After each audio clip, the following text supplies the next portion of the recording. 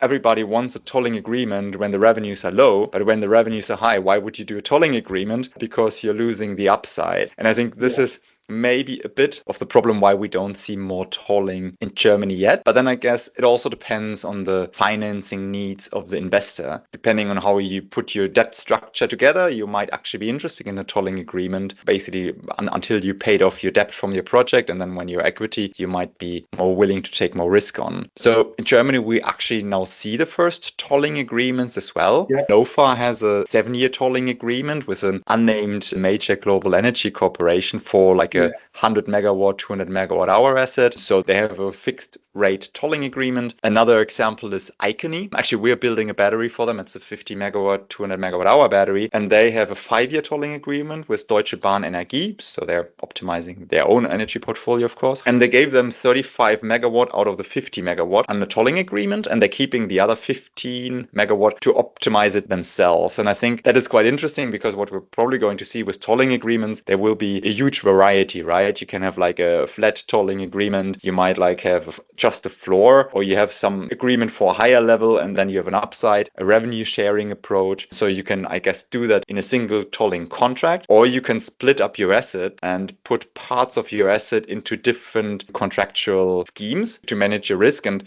manage your project finance. And I think it will be quite interesting to see how that continues. I think then, especially in tolling agreements, a lot of interesting pieces will, of course, be how do you structure it? How many cycles are you allowed to run? Are you allowed to run a third cycle if the revenues are high? How do you manage availability of the asset? What is the cost of the additional kilowatt hour or megawatt hour energy throughput on a specific day? How does that maybe impact the degradation of the battery, the state of health of the battery? So I think then it gets very interesting about bringing all this data together to make an optimal trading strategy with that battery.